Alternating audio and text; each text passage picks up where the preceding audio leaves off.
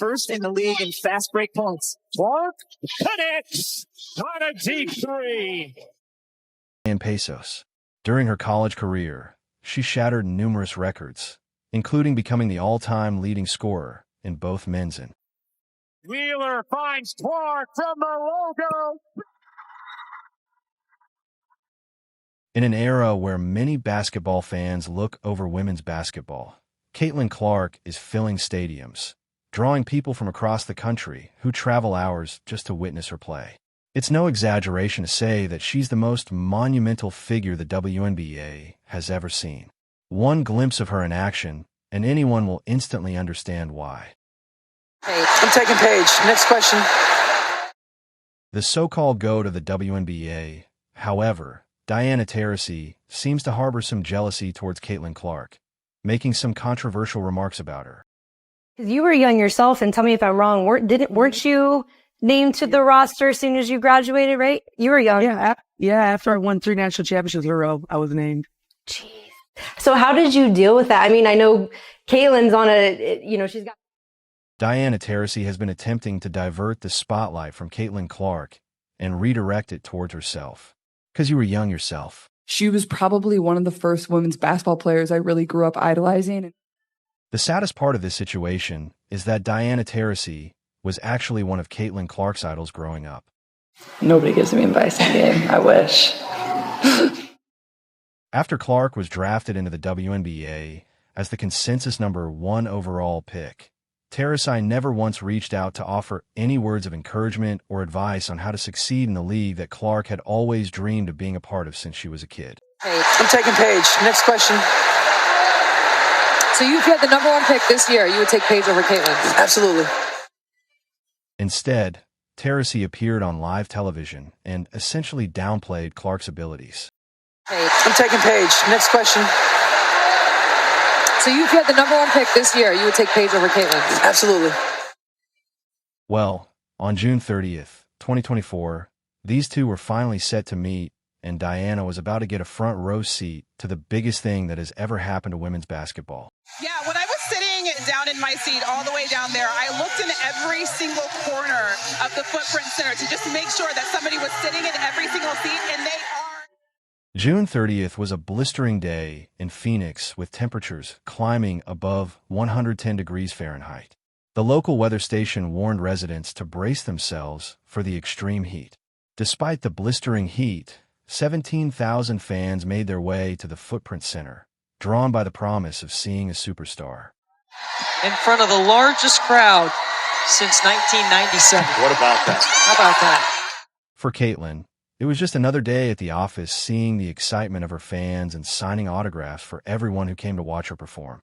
For Diana Taurasi, however, even with her 20-year career, this was arguably the most significant WNBA game she had ever been a part of. Courtsides were going for as high as $2,000 for the front row for this game. How about that? I mean, she was witnessing unprecedented moments in her WNBA career, such as front row tickets selling for $2,000 each. I'm just going to use that to fuel this. I mean, I'm better, but and I know that kind of gets at them, but it's okay. It's okay. It's okay, little man. To put things in perspective, the Minnesota Lynx, the top team in the Western Conference and one of the most popular in the WNBA, typically sells courtside tickets for about $257. Anyway, DT grasped the significance of this game and recognized that history was unfolding in real time as she introduced herself to the one and only. To kick off the game, Diana couldn't have been happier. She was in complete control, getting whatever she wanted whenever she wanted. Not only was she scoring effortlessly, but she was also piling up assists. And when I say piling up assists, I mean simply passing to 6 feet 9 inches Brittany Gurrier, who towered over everyone on the court like a character straight out of Attack on Titan. Oh, and just a quick side note, this was the first full WNBA game where I've watched Brittany Griner play, and the first thought that struck me was how crazy she was to claim she could take on DeMarcus Cousins, especially when Cousins was in his prime pre-injury. He's come from above the break. Here's Clark, still trying to find her rhythm, a deep pull. Got it! I'm just going to use that to fuel this. I mean, I'm better, but, and I know that kind of gets addled, but it's okay. It's okay. It's okay, little man. As I watched more of her game, it became clear that there's really no comparison at all. Cousins would have eaten her for breakfast. So, I just wanted to throw this out there. That was my first impression after seeing BG play a full game, was that her claim was absolutely crazy. Music. Anyway, back to her teammate Diana Taurasi. As I mentioned earlier, she started strong, but as the game progressed, she began to feel pressure and truly experience the full extent of the Caitlin Clark hype. He's come from above the break. Here's Clark still trying to find her rhythm. A deep pull. Got it. SH guys. Not long after that, DT must have been even more stunned as Caitlin left everyone in awe by completely breaking the ankles of her teammate. From Rebecca Allen. Clark. Oh, she dropped Allen like when I saw that. The first thought that crossed my mind was, what if that had been Diana? And what if the shot had gone in? Music. After the Mercury's hot start, Caitlin and the Fever began mounting a comeback quickly up court. Boston running the floor for the layup. And here come the Fever. Taurasi made an effort to respond to Caitlin's performance at the end of the first quarter, but it didn't pan out the way she wanted.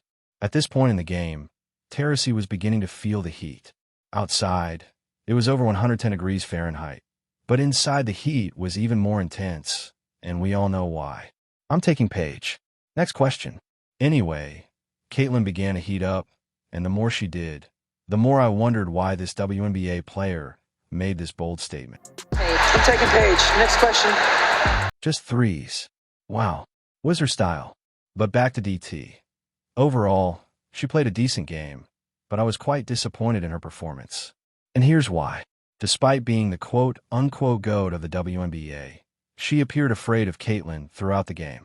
From what I saw, she only challenged Caitlin once, and that was during a pick and roll where it seemed that Caitlin made a clean steal, but the referee called a foul.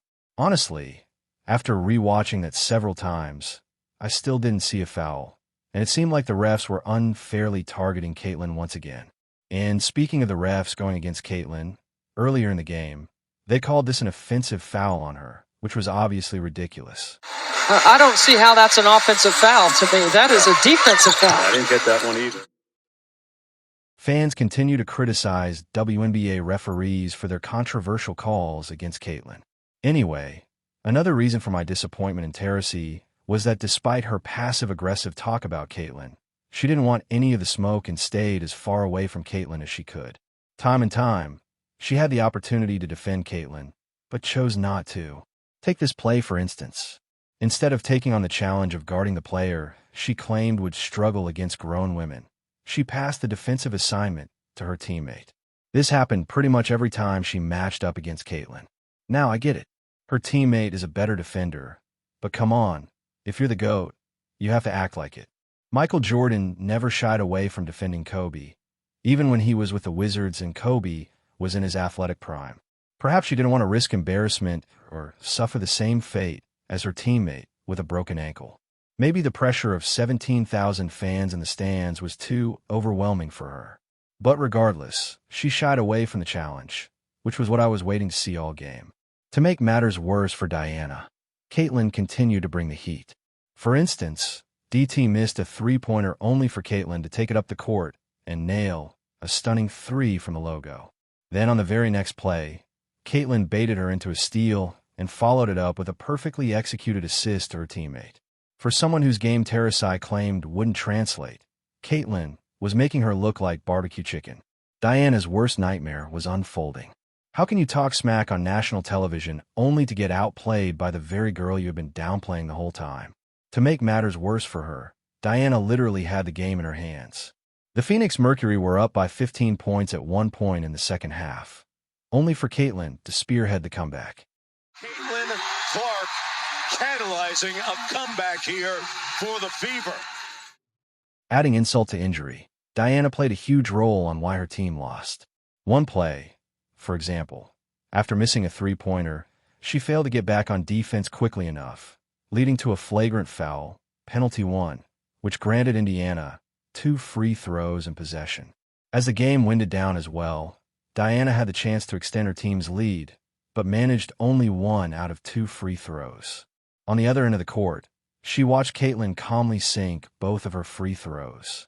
At that moment, there were no more smirks on Diana's face. While many thoughts must have been racing through her mind, one can't help but wonder if she regretted her choice of words. Okay, I'm taking Paige. Next question. Diana, who had downplayed Clark, was now facing defeat in front of 17,000 fans and probably millions more watching on television. To make matters worse, the Fever hadn't beaten a team with a winning record all season. Yet, their first victory came against Diana. DT had talked her talk, and now she was being humbled after the game. She finally had some nice things to say about Caitlin. What Caitlin's been able to do in her short career so far has just been nothing short of remarkable. Anyway, this entire episode with the WNBA attacking Clark, in which Diana played a significant role, was nothing short of gong show. But do you want to know the full story from start to finish on how and why the WNBA targeted Caitlin Clark? If so, don't worry. I've got the complete video for you right here. All from Hoop Reports.